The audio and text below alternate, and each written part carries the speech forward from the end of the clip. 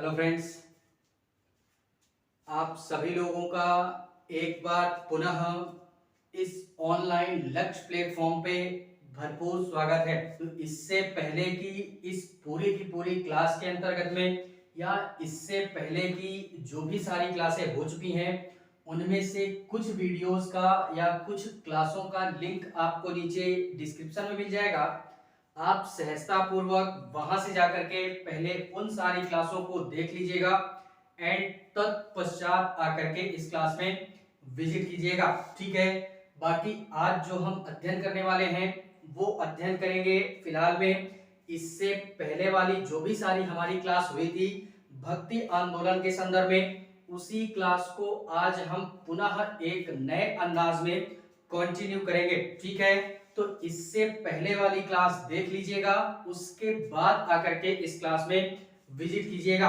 बाकी आज जो हम अध्ययन करने वाले हैं वो इससे पहले की हम लोग बात कर रहे थे किसके संदर्भ में, भक्ति आंदोलन के संदर्भ में।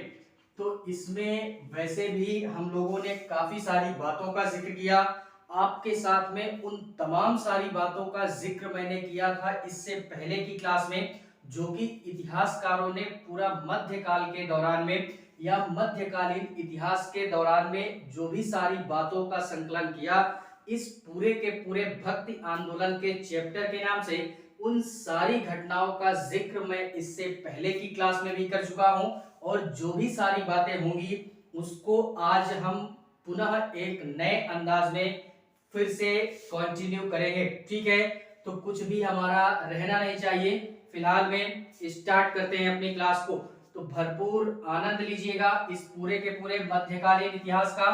फिलहाल में देखते हैं, क्लास अगर अच्छी लगे तो लाइक कर दीजिएगा, लाइक के साथ साथ में कमेंट कर दीजिएगा और कमेंट के साथ साथ में अगर किसी भी प्रकार की इस पूरे के पूरे मतलब प्लेटफॉर्म के माध्यम से अगर आपका तनिक भी सहयोग या उद्धार होता है तो आप लोग प्लीज सपोर्ट जरूर कीजिएगा। इसका तात्पर्य यह है कि चैनल को सब्सक्राइब जरूर कीजिएगा। बाकी देखते हैं इस पूरे के पूरे भक्ति आंदोलन के संदर्भ में मजा मारते हैं। इससे पहले यार मैंने बात की थी किसकी, थोड़ा सा रिवीजन मोड में लेते हैं, तमाम सारी बातों का जिक्र किया था। तो इसमें मैंने बोला था कि दक्षिण भारत से, कहां से, दक्षिण भारत से हमारी क्या होती है, भक्ति आंदोलन की शुरुआत होती है। ठीक है, और ये जो स्टार्टिंग है ये करता कौन है, तो इसको स्टार्ट करने का जो श्रेय जाता है वो हमारा शंकराचार्य जी को जाता है। इन्होंने ही सर्वप्रथम पूरे के पूरे भारत देश के दौरान में या पूरे के पूरे दक्षिण भारत में जो भी हमारा श्रेय जाता है एक प्रकार से बोले तो भक्ति करने का, वो श्रेय दिया गया किसको, शंकराचार्य को। ठीक है, फिलहाल में इनकी तमाम सारी बातों का जिक्र मैंने इससे पहले की क्लास में कर दिया था, थोड़ी बहुत चीजें हम आज भी डिस्कस करते हैं। ठीक है, तो फिलहाल में उसी के आगे से मैं बात करूंगा कि शंकराचार्य जो है ये भ्रमण करते हुए एक स्थान से दूसरे स्थान यानी भारत के विभिन्न क्षेत्रों की ये यात्रा करते हैं और यात्रा करने के दौरान में हिंदू धर्म को ये पुनः प्रचारित एवं प्रसारित करने का प्रयास करते हैं, या एक प्रकार से बोले तो हिंदू धर्म को पुनर्जागृत करने का प्रयास करते हैं अपने उपदेशों के माध्यम से या अपने जो भी ज्ञान था उनका या अपने जो भी विचार थे उनके, उन्हीं के माध्यम से पूरे भारत देश के दौरान में ये सारे कार्यों को संचालित करते हैं भक्ति आंदोलन के संदर्भ में। इसी संदर्भ में ये पहुंचते हैं हमारे जब बिहार वाले क्षेत्र में, तो बिहार वाले क्षेत्र में एक हमारा कवि और होता है या एक हमारा संत और होता है जिसको हम लोग मंडन मिश्र के नाम से जानते हैं। इसको भी याद रखिएगा, क्या बोलते हैं, यानी इसको हम लोग मंडन मिश्र के नाम से जानते हैं। किससे संबंधित था, ये भी बिहार से ही क्या था, संबंधित था और ये भी एक प्रकार का संत ही था। तो शंकराचार्य जब बिहार पहुंचते हैं इस क्षेत्र में तो ये मंडन मिश्र से भी क्या करते हैं, इनको भी एक प्रकार से इनसे भी कंपटीशन टाइप पे यानी प्रतियोगिता टाइप में करते हैं। किस क्षेत्र में, शास्त्रार्थ के क्षेत्र में, जो भी हमारे शास्त्रों का ज्ञान इनको प्राप्त हुआ था उज्जैन वाले क्षेत्र से, या जो भी सारे ज्ञान का भंडार था इनके पास में, तो इन्होंने मंडन मिश्र से भी क्या किया, शास्त्रार्थ किया और शास्त्रार्थ में इनको पराजित भी किया। ठीक है, उसके पश्चात में ये पुनः हिंदू धर्म को जागृत करने के लिए या उसको पुनर्जीवित करने के लिए ये अलग अलग क्षेत्रों की यात्राएं करते हैं, और इन अलग अलग क्षेत्रों की यात्राएं करने के दौरान ये क्या करते हैं कि भारत के चारों दिशाओं में 4 मठों की स्थापना करते हैं। और इन मठों की स्थापना क्यों की गई, क्योंकि भक्ति आंदोलन के संदर्भ में इन्होंने एक पहल रखी थी जो कि हिंदू धर्म के संदर्भ में था, यानी एक प्रकार से हिंदू धर्म को पुनर्जीवित करने के लिए या हिंदू धर्म को पुनर्जागृत करने के लिए भारत देश के दौरान में इन्होंने पूरे के पूरे भारत देश में के चारों दिशाओं में क्या किया था कि 4 मठों की स्थापना की थी। कौन कौन से मठ हैं हमारे, उसको देखते हैं कि किन्होंने शंकराचार्य ने क्या किया था, भ्रमण के दौरान में चारों दिशाओं में क्या किया था, 4 मठों की स्थापना की थी। कितने मठों की, 4 मठों की स्थापना करते हैं। और किस लिए करते हैं, तो ये करते हैं हमारा हिंदू धर्म को पुनः जागृत करने के लिए। इसको भी हमने क्या करना है, याद रखना है। और ये हमारे 4 मठों की स्थापना किन क्षेत्रों में की गई, तो पहला था हमारा कौन सा, पहला आता है पूर्वी क्षेत्र में। कहां पे, पूर्वी क्षेत्र, यानी एक प्रकार से बोले तो उड़ीसापुरी या पूर्वी उड़ीसा में, यानी उड़ीसा वाले क्षेत्र में ये क्या करते हैं कि एक मठ की स्थापना करते हैं उड़ीसा के क्षेत्र में। अभी हम लोग देखेंगे कौन कौन से मठ है हमारे, नाम भी देखेंगे। दूसरा हम लोग बात करेंगे पश्चिम वाले क्षेत्र में। पश्चिम के क्षेत्र में बात करें तो गुजरात वाले क्षेत्र में, गुजरात के द्वारिका वाले क्षेत्र में, द्वारिका में, ठीक है, यहां भी एक मठ की स्थापना करते हैं। एंड तीसरा अगर मैं बात करूं तो ये उत्तर वाले क्षेत्र में, उत्तरी क्षेत्र में, अर्थात बोले तो उत्तराखंड वाले क्षेत्र में हमारा एक मठ की स्थापना और की जाती है। एंड जो लास्ट है हमारा चौथा, वो हमारा दक्षिण के क्षेत्र में बात करें तो केरला वाले क्षेत्र में। कहां पे, केरला वाले क्षेत्र में ये हमारा मठ की स्थापना की जाती है। ठीक है, देखते हैं इसी में कौन कौन से मठ हमारे किस क्षेत्र में स्थापित किए गए, जो कि शंकराचार्य जी के द्वारा स्थापित किया गया। और एक प्रकार से बोले तो इन मठों का केवल और केवल एक ही उद्देश्य था कि वो हिंदू धर्म को पुनः जागृत किया जा सके इन मठों के माध्यम से। और इन मठों में यार बेसिकली क्या होता है, भक्ति वगैरह ही होती है। और भक्ति किस संदर्भ में, तो वो भक्ति हमारी होती है हिंदू धर्म के संदर्भ में। ठीक है, देखते हैं पूर्वी उड़ीसा वाले क्षेत्र में कौन सा मठ था, तो नाम याद रखिएगा एक एक मठ का हमारे। ठीक है,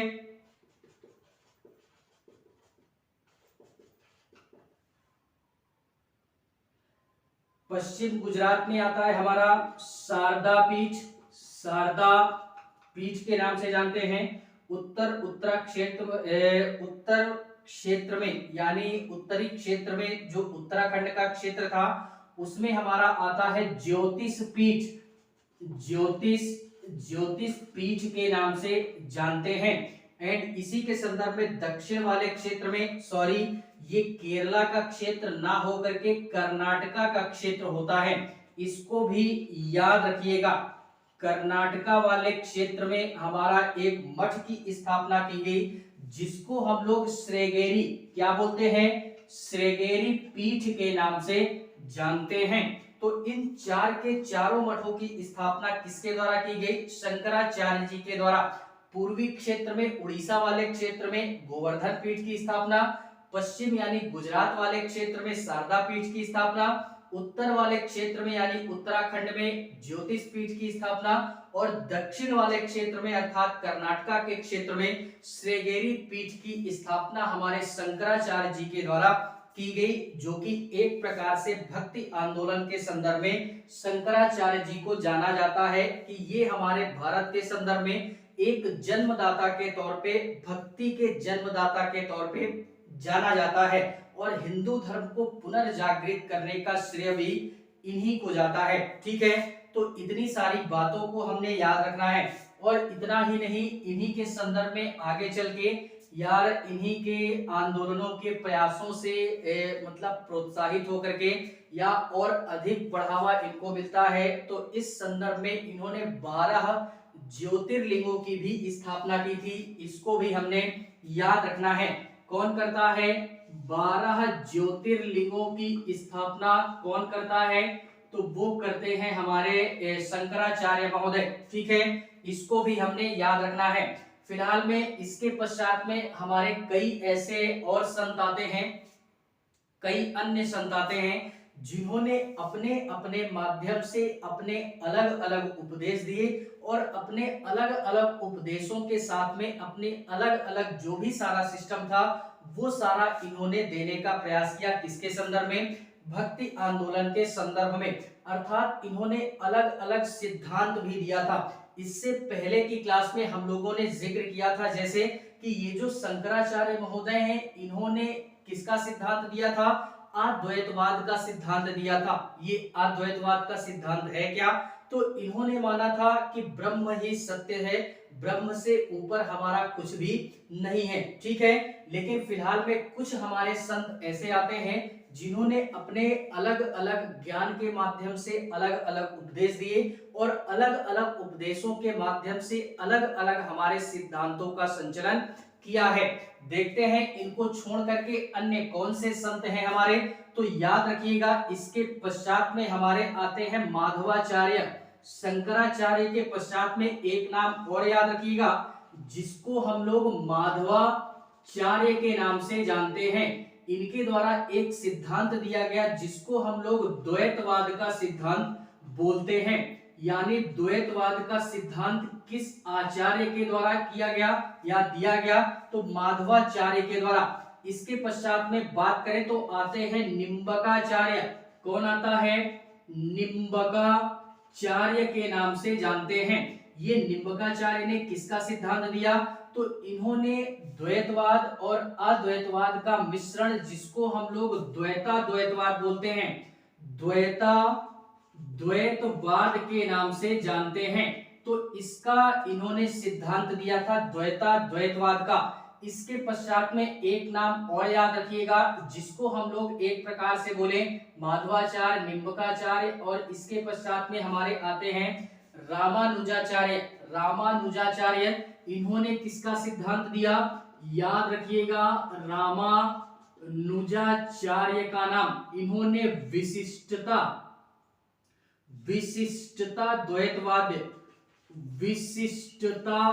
द्वैतवाद का सिद्धांत इन्होंने दिया। किन्होंने?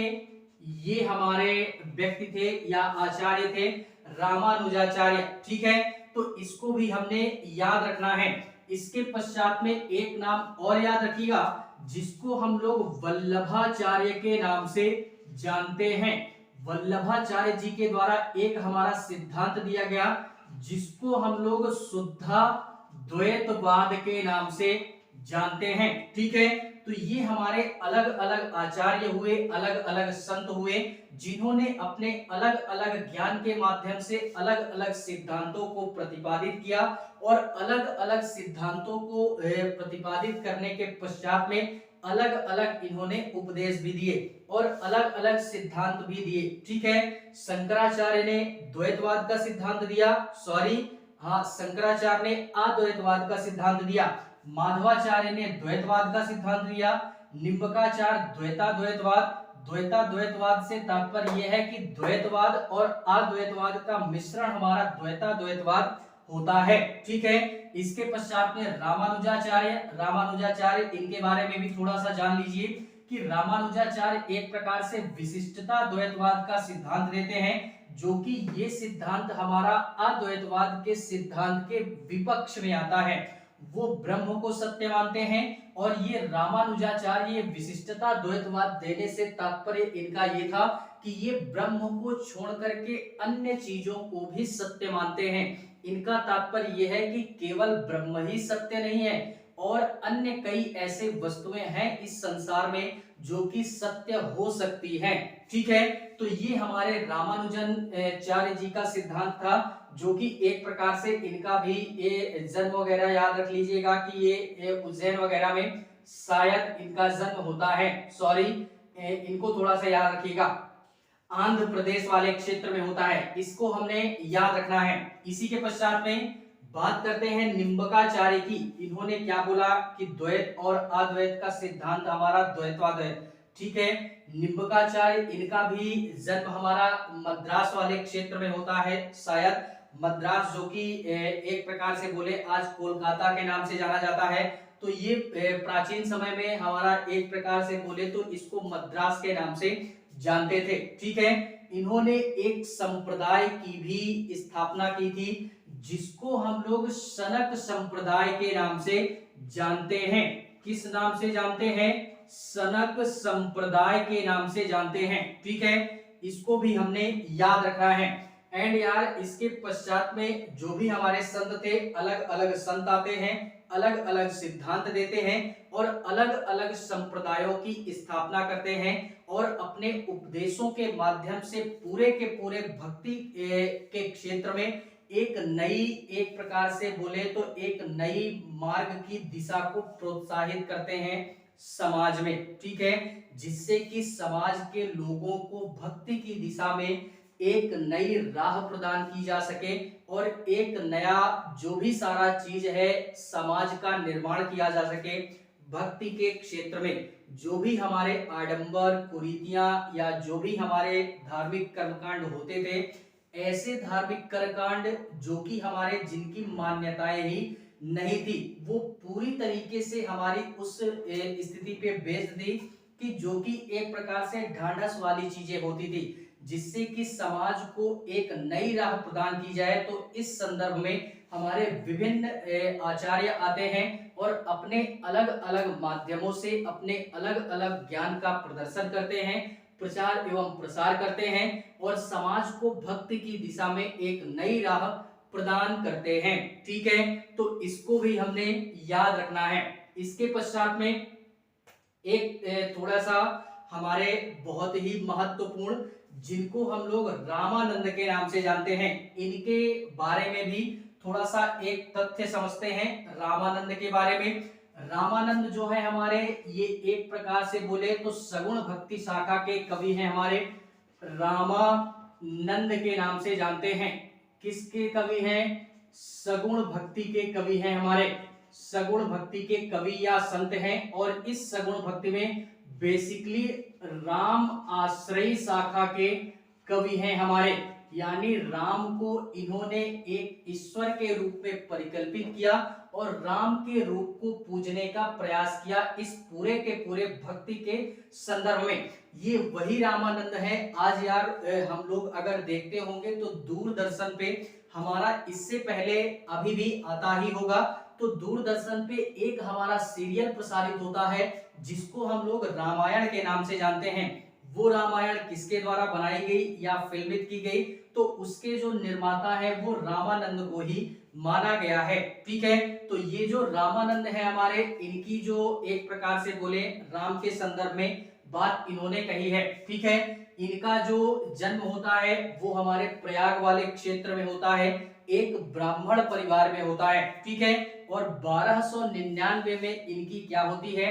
जन्म होता है और फाइनली 1410 ईस्वी में, 1410 ईस्वी में, आई थिंक 1410 ही है। ठीक है, इनका क्या होता है? इनकी मृत्यु हो जाती है। ठीक है, इसको भी हमने याद रखना है। इसके पश्चात में सगुण भक्ति के थे, याद रख लिया।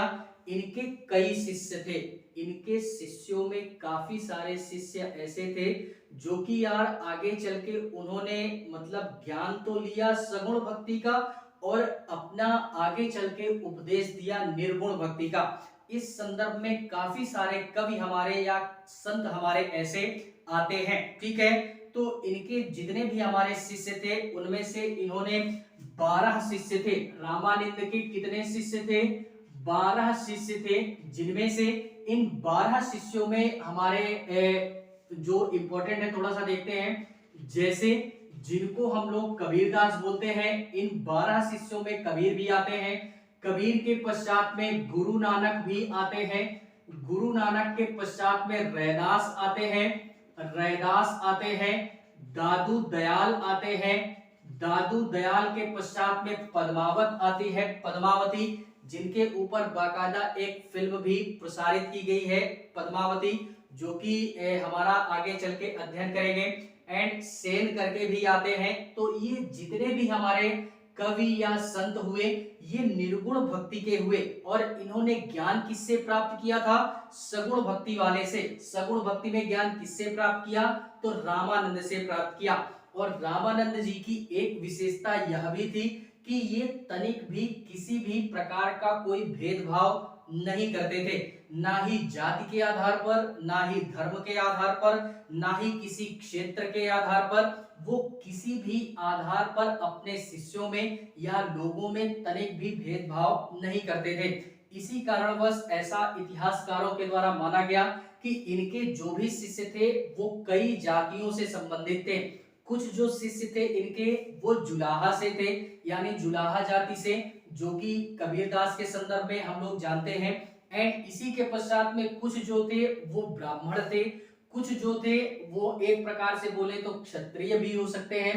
तो इस प्रकार से कई जातियों के शिष्य हमारे रामानंद के, मतलब एक प्रकार से बोले तो इनके अंतर्गत कई सारे शिष्य हमारे आते हैं जो कि अलग अलग जातियों से संबंधित थे। ठीक है, तो फिलहाल में देखते हैं इन्हीं के संदर्भ में। और फिलहाल में रामानंद जी से एक चीज और याद रखिएगा कि जिस भक्ति आंदोलन का या जिस भक्ति की शुरुआत दक्षिण भारत में हो चुकी थी शंकराचार्य जी के द्वारा, उस पूरे के पूरे भक्ति को उत्तर भारत में लाने का जो श्रेय जाता है, या एक प्रकार से उत्तर भारत और दक्षिण भारत में एक प्रकार से भक्ति के संदर्भ में कड़ियों को जोड़ने का जो श्रेय दिया जाता है, वो रामानंद को ही दिया जाता है।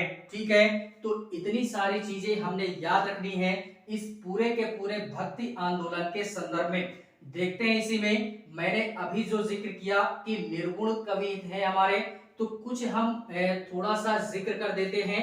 निर्गुण हमारे संत या कवि कौन कौन से हैं उनके बारे में थोड़ा सा जानते हैं। और फिलहाल में इसके नेक्स्ट क्लास के पश्चात में हम बात करेंगे जो भी हमारे सगुण भक्ति वाले कवि होंगे उनकी चर्चा कर देंगे। ठीक है, तो फिलहाल में थोड़ा सा जिक्र करते हैं इनमें निर्गुण संतों की कि कौन कौन से निर्गुण संत हमारे हुए जिन्होंने अपने विचारों के माध्यम से, अपने ज्ञान के माध्यम से काफी सारे लोगों को प्रोत्साहित भी किया और भक्ति की एक नई दिशा दी, वो भी निर्गुण शाखा के संदर्भ में। यानी ईश्वर की किसी भी प्रकार की कोई परिकल्पना नहीं की गई, ईश्वर का एक निराकार रूप पूजा गया, अर्थात एक प्रकार से बोले तो इसी को हम लोग निर्गुण के नाम से जानते हैं।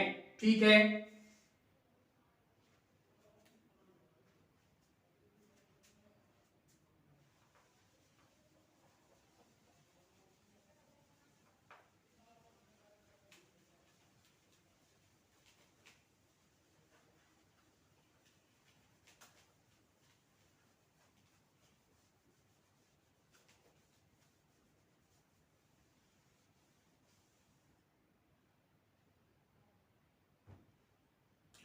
देखते हैं इसी में हम लोगों ने क्या बात की कि थोड़ा सा इसी में बात करते हैं जो भी हमारे निर्गुण कवि हैं या निर्गुण संतों की बात करते हैं जिन्होंने अपने विचारों के माध्यम से समाज में भक्ति के संदर्भ में या लोगों के मन मस्तिष्क में एक ऐसा प्रभाव छोड़ा कि समाज में एक नई राह हमारी मिलती है भक्ति करने के संदर्भ में, वो भी एक प्रकार से निराकार रूप में। ठीक है, तो ये निर्गुण संत में हम लोग सर्वप्रथम जो बात करेंगे वो कबीर दास की ही बात करेंगे। फिलहाल में इससे पहले हम लोग बात करते हैं कबीर की कि ये हमारे थे कौन, थोड़ी थोड़ी बातें जानते हैं। फिलहाल में 9, 10th और 11th एंड 12th में इन सारी चीजों का अध्ययन हम कर चुके हैं। तो फिलहाल में ये यार छोटी मोटी चीजें हमने याद रखनी है, ज्यादा उस तरीके हमने इसमें समय देने की आवश्यकता नहीं है।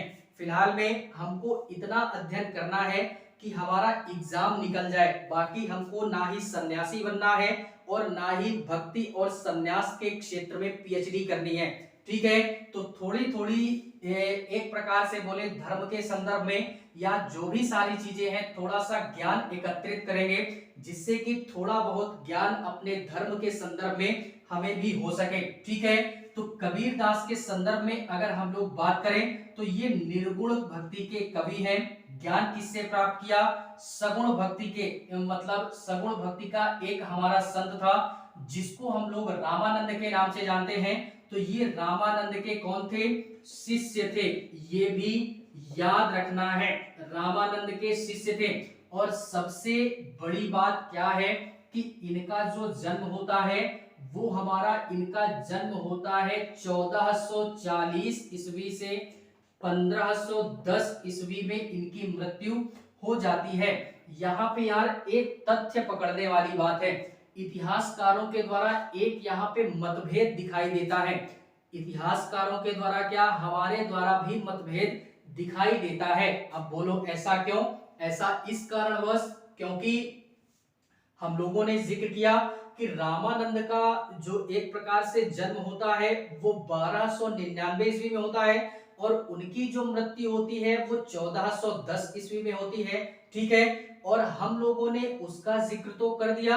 अब यहाँ पे ये भी बोला गया कि रामानंद के शिष्य थे कबीर और इनका जो जन्म होता है वो 1440 में होता है। रामानंद की मृत्यु हमारे 1410 में ही हो जाती है। तो यार ये हमारा यहाँ पे एक विवाद का बिंदु बनता है कि यार जिस समय रामानंद जी थे उस समय हमारे कबीर का तो जन्म ही नहीं हुआ था।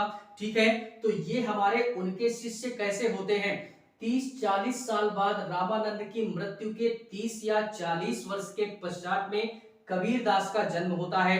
तो इतिहासकारों के द्वारा ये हमारा मतभेद थोड़ा सा दिखाया जाता है, लेकिन फिर भी कबीर जब पैदा होते हैं, जब ये अपना एक प्रकार से विचार वगैरह समाज में प्रदर्शित करते हैं, तो ये अपने दोहों में बाकायदा इसका वर्णन करते हैं कि मैं जो हूं मैं रामानंद का शिष्य हूं। ठीक है, इसमें किसी भी प्रकार का कोई विवाद नहीं है, लेकिन इनके जन्म के संदर्भ में ये हमारा विवाद दिखाई देता है। ठीक है, क्योंकि इनका जन्म 1440, उनकी मृत्यु 1410 में ही हो गई। तो इनके शिष्य कैसे हुए इसको भी आप लोग थोड़ा सा देखिएगा, इस तथ्य को किताब में ढूंढने का प्रयास कीजिएगा। ठीक है, फिलहाल में थोड़ी सी बातें और करते हैं। कबीर दास का जो जन्म होता है वो हमारा उत्तर प्रदेश के वाराणसी वाले क्षेत्र में होता है, जो कि एक ब्राह्मण परिवार में होता है। कहां पे होता है? ब्राह्मण परिवार में होता है। और इन सारी चीजों को याद रखिएगा, ब्राह्मण परिवार में यूपी के वाराणसी वाले क्षेत्र में इनका क्या होता है? जन्म होता है। मृत्यु 1510 ईस्वी में मगहर वाले क्षेत्र में होती है। ठीक है, इसको भी हमने याद रखना है।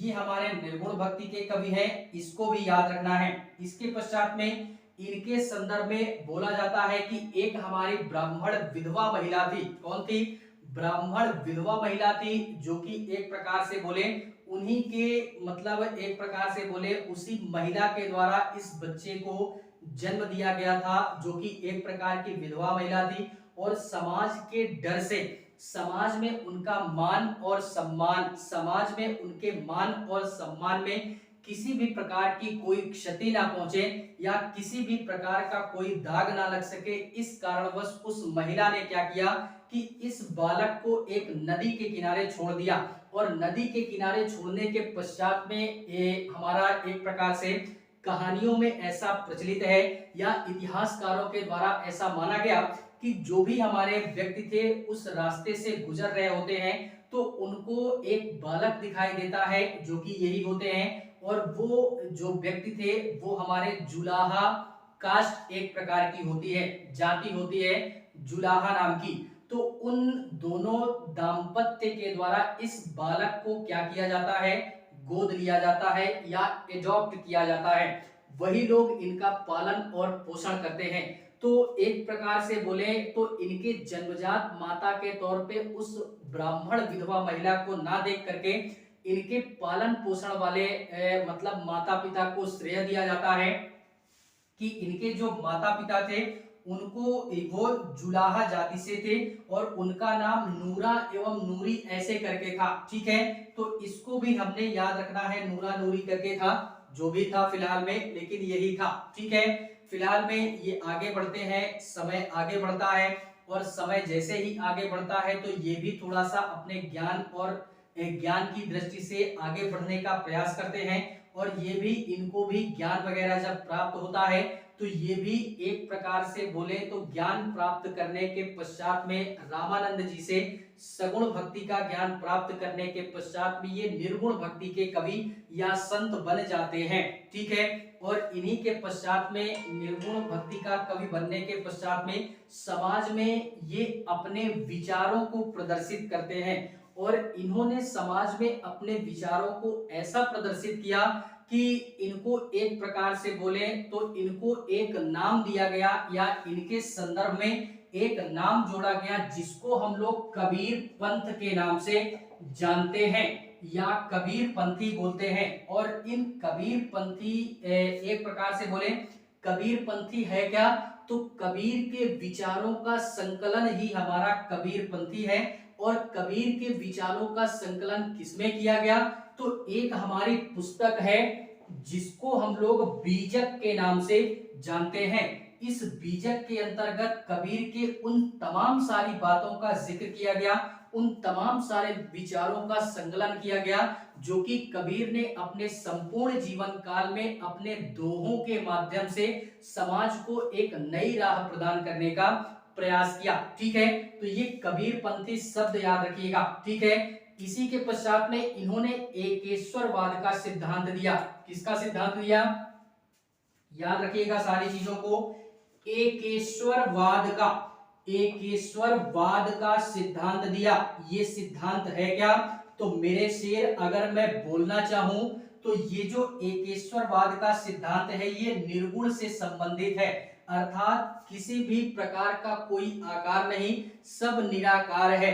बोलते ना कि एक हमारा सीरियल आता था पहले, आज भी आता है या नहीं आता वो बात की बात है, फिलहाल में काफी समय हो गया देखे हुए, साईं बाबा करके आता है। उनका एक फंडा था, क्या फंडा था कि वो बोलते थे ना कि सबका मालिक एक है, वो भी किसी भी प्रकार का कोई एक प्रकार से बोले तो किसी भी प्रकार के ईश्वर की आराधना नहीं करते थे।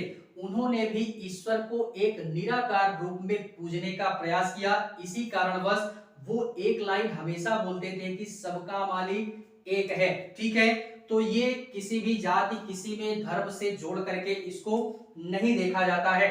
ये एकेश्वरवाद का सिद्धांत उन्होंने दिया था। इसी के पश्चात में एक प्रकार से बोले तो इन्होंने हिंदू एवं मुस्लिमों के प्रति समन्वय बना करके समाज में अपने विचारों को प्रदर्शित किया था। हिंदू और मुस्लिम धर्म से तात्पर्य यह है कि हिंदू धर्म में या हिंदू समाज में उस समय जो भी हमारे कुरीतियां या आडंबर विद्यमान थे समाज में उनको दूर करने का प्रयास किया अपने विचारों के माध्यम से, अपने दोहों के माध्यम से।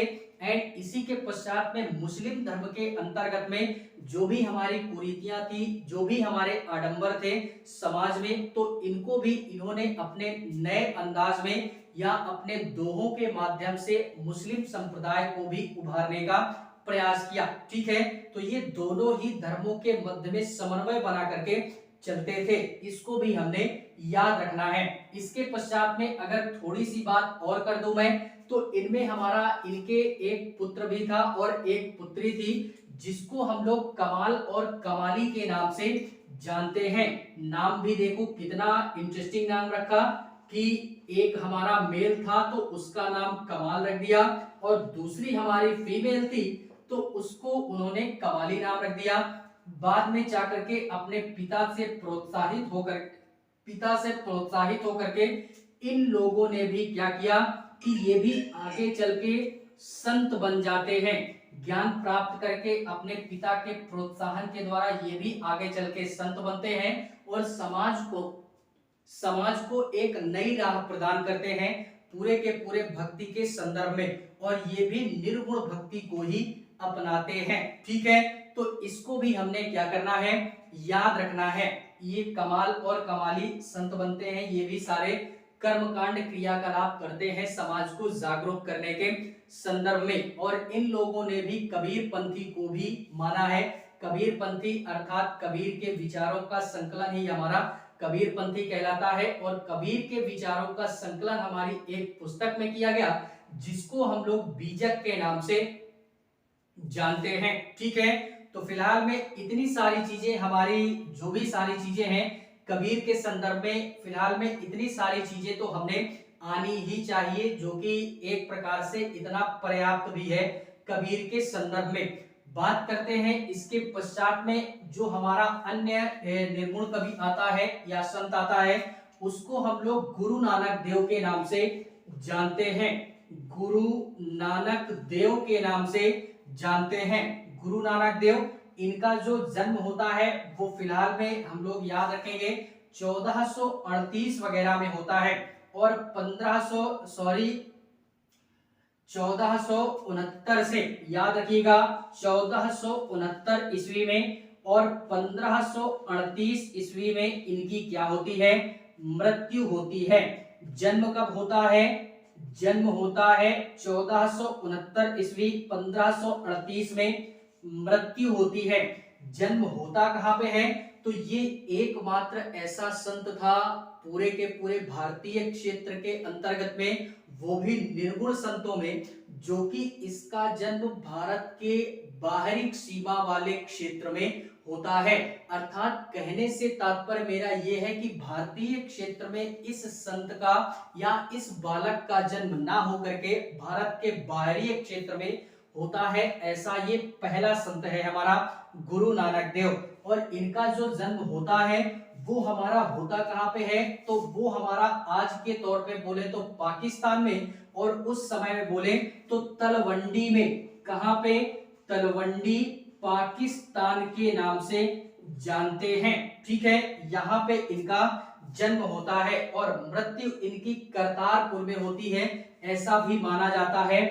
करतारपुर में इनका क्या होता है, मृत्यु होती है। और यार इसको बेसिकली एक प्रकार से बोले तो इसको एक नाम दिया गया, जिसको एक प्रकार से बोले तो ननकाना साहित्य के नाम से जानते हैं। किसको, तलवंडी पाकिस्तान को क्या बोलते हैं, ननकाना। क्या बोलते हैं, वर्तमान में क्या बोलते हैं, ननकाना साहित्य के नाम से जानते हैं। इसको भी हमने क्या करना है, याद रखना है। इसके पश्चात में ये भी हमारे निर्गुण भक्ति के ही कवि हैं, तो इसमें भी किसी भी प्रकार की कोई दुविधा या समस्या नहीं होनी चाहिए। इसके पश्चात में इन्होंने भी एकेश्वरवाद का सिद्धांत दिया। एकेश्वरवाद से तात्पर्य यही है कि निर्गुण भक्ति से संबंधित थे, निर्गुण से जुड़े हुए थे, किसी भी प्रकार का कोई आकार निराकार नहीं था। ठीक है, इसके पश्चात में इनको भी ज्ञान की प्राप्ति होती है। ज्ञान की प्राप्ति के पश्चात में भारत के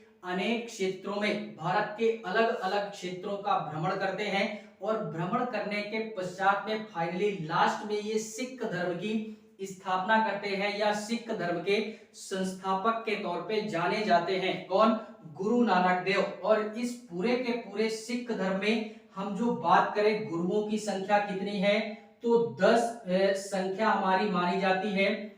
10 गुरु हमारे हुए हैं, इनकी संख्या 10 बताई जाती है। ठीक है, और आज तक ये भी माना गया कि सिख धर्म में किसी भी प्रकार का कोई किसी भी प्रकार के किसी ईश्वर की पूजा आराधना ना की जा सकी, और ईश्वर को छोड़ करके इसमें जितने भी हमारे धार्मिक गुरु हुए, उन्हीं गुरुओं को एक प्रकार से ईश्वर का रूप दे करके पूजा गया है। ठीक है, और एक प्रकार से बोले तो ये इनका भी कोई आकार नहीं था, ये निराकार रूप में पूजे जाते थे धार्मिक गुरु वगैरह। ठीक है, तो इतनी सारी चीजें हमने इनसे भी याद रखनी है। इसी के पश्चात में थोड़ी सी बात हम और करते हैं किसके संदर्भ में बात करते हैं? रैदास जी के संदर्भ में। थोड़ा सा जिक्र कर देते हैं रैदास जी के संदर्भ में। ये जो भी हमारे रैदास हैं ये भी निर्गुण भक्ति के ही कवि हैं, निर्गुण भक्ति शाखा के कवि हैं,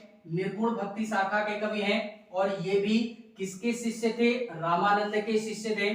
ठीक है, इसको भी याद रखिएगा। और इसी के पश्चात में एक प्रकार से बोले रैदास, इनका भी जो जन्म होता है ये वाराणसी में होता है, इसको भी याद रखिएगा। यूपी वाराणसी में इनका जन्म होता है। वाराणसी यूपी में एक हमारा जन्म और होता है कबीरदास का।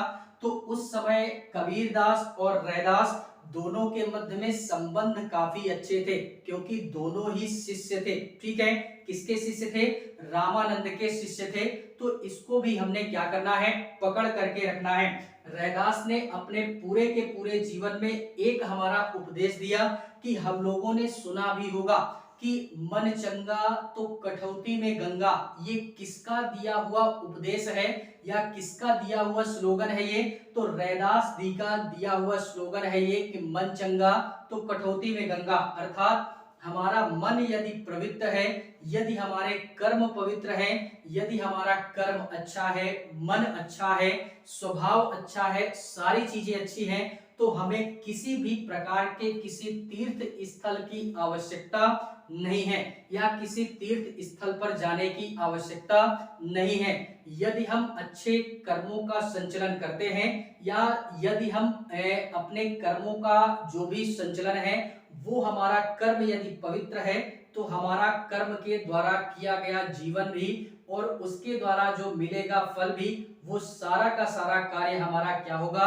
पवित्र होगा। ये भी अटल सत्य है। इसी कारणवश ये इन्होंने बोला कि मन चंगा तो कठौती में गंगा। ठीक है, एंड इसी के पश्चात में इनकी एक सुप्रसिद्ध हमारी शिष्या होती है जिसको हम लोग मीराबाई के नाम से जानते हैं। मीराबाई ने शिक्षा ग्रहण की निर्गुण कवि वाले से और बन गई सगुण में। सगुण में बेसिकली वो कृष्ण को मानती थी, तो उसकी चर्चा हम नेक्स्ट क्लास में करेंगे। ठीक है, फिलहाल में इनकी माता का नाम था एक प्रकार से बोले तो कोमक करके था और पिता का नाम भी इसी प्रकार करके था, श्रीमंत करके। तो इसको भी हमने याद रखना है, श्री सोमनाथ या सोमंत करके था, देखिएगा आप लोग फिलहाल में। तो ये सारी चीजें हमारी होती हैं और फिलहाल में इन्होंने अपने भ्रमण के पश्चात में भक्ति को प्रचारित करने के पश्चात में या इसके संदर्भ में इन्होंने एक संप्रदाय की स्थापना की अपने उपदेशों के माध्यम से, जिसको हम लोग क्या बोलते हैं? रैदासी संप्रदाय के नाम से जानते हैं। इन्होंने क्या किया था कि भ्रमण करके पूरे भारत देश के क्षेत्र में अपने उपदेशों के माध्यम से भक्ति को एक नई ऊर्जा देने का प्रयास किया और इसी के पश्चात में इन्होंने एक संप्रदाय की स्थापना की जिसको हम लोग रैदासी संप्रदाय के नाम से जानते हैं। ठीक है, तो इसको भी हमने क्या करना है? याद रखना है। फिलहाल में ये थे हमारे रैदास। देखते हैं इसी के पश्चात में थोड़ा सा जिक्र और करते हैं, जो कि एक निर्गुण कवि का जिक्र हम और करते हैं। किसका जिक्र करेंगे? इसके पश्चात में हम जिक्र करते हैं दादू दयाल का। किसका जिक्र करें? दादू दयाल का जिक्र करते हैं, जो कि एक प्रकार से ये कौन था? तो ये याद रखिएगा मेरे शेर, जो भी सारा सिस्टम था दादू दयाल का, ये थे हमारे निर्गुण भक्ति के कवि थे ये भी, यानी निर्गुण भक्ति शाखा के कवि थे। और एक प्रकार से बोले तो ये भी शायद रामानंद के शिष्यों में भी इनकी गिनती की जाती है। एंड इसी के पश्चात में ये जो दादू दयाल होते हैं, इन दादू दयाल का जो जन्म होता है इसको भी याद रखिएगा। दादू दयाल का जो जन्म होता है वो 1544 ईस्वी से लेकर के 1544 ईस्वी से लेकर के 1689 ईस्वी में होता है। 1689 ईस्वी में इनकी मृत्यु होती है। 1544 में इनका जो जन्म होता है वो हमारा अगर बोले तो गुजरात के अहमदाबाद बाद में इनका क्या होता है, जन्म होता है और इनका जो मृत्यु होती है वो भी यार 1689 ईस्वी में इनकी मृत्यु होती है। एंड इसी के पश्चात में अगर और जिक्र करें तो बेसिकली इन्होंने भी अपने उपदेश के माध्यम से या इन्होंने जो भी ज्ञानार्जन किया था, ज्ञान अर्जित किया था, उसके माध्यम से इन्होंने क्या किया कि समाज में भक्ति के संदर्भ में, वो भी निर्गुण भक्ति के संदर्भ में एक नई राह देने का प्रयास किया, जिससे कि लोग प्रोत्साहित हो सकें। और लोगों के प्रोत्साहित होने का तात्पर्य यह है कि भक्ति की दिशा में एक नई राह देना, वो हमारा निर्गुण के संदर्भ में वो कौन थे, तो सॉरी हमारे ये आते हैं दादू दयाल। ठीक है, इसके पश्चात में और बात करें तो इन्होंने, इनका एक प्रॉपरली क्षेत्र था कि इन्होंने राजस्थान वाले क्षेत्र में ज्यादातर अपने उपदेशों का प्रचार एवं प्रसार किया था। किस वाले क्षेत्र में, राजस्थान वाले क्षेत्र में। बेसिकली रूप से बोले तो इन्होंने अपने ज्ञान का या उपदेश का प्रचार एवं प्रसार किया था, प्रचार एवं प्रसार किया था, जिससे कि लोग काफी मात्रा में अट्रैक्ट भी हुए और काफी मात्रा में दादू दयाल जी को लोगों ने फॉलो भी किया। ठीक है, तो इसको भी हमने याद रखना है। इसके पश्चात में इन्होंने भी यार एक प्रकार से बोले तो ये जो दादू दयाल होते हैं, ये हमारे कबीर के पुत्र कमाल के शिष्य होते हैं। इसको याद रखिएगा। कहीं कहीं पर थोड़ा सा इसमें भी मतभेद दिखाई देता है। मतभेद किस कारणवश दिखाई देता है कि यहाँ पे मैं बोल रहा हूं कबीर के पुत्र कमाल के शिष्य थे, और कुछ जगहों पर डायरेक्टली कबीर के शिष्य के रूप में इनको जाना जाता है। ठीक है, फिलहाल में आप दोनों याद रखिएगा कि कमाल के सॉरी कबीर के जो पुत्र थे कमाल, इनके शिष्य माने जाते हैं, जो कि कमाल भी एक सुप्रसिद्ध या प्रसिद्धि प्राप्त हमारे एक प्रकार से निर्गुण भक्ति शाखा के संत थे हमारे। ठीक है, इसी के पश्चात में कबीर तो उनसे भी प्रसिद्ध थे, जिनसे कि आज भी लोग इनके दोहों को एक नए अंदाज में सुनते भी हैं, और जो भी हमारे बुद्धिजीवी व्यक्ति हैं वो कबीर दास को फॉलो भी करते हैं, और उनके जो दोहे बनाए गए, उनके जो विचार एवं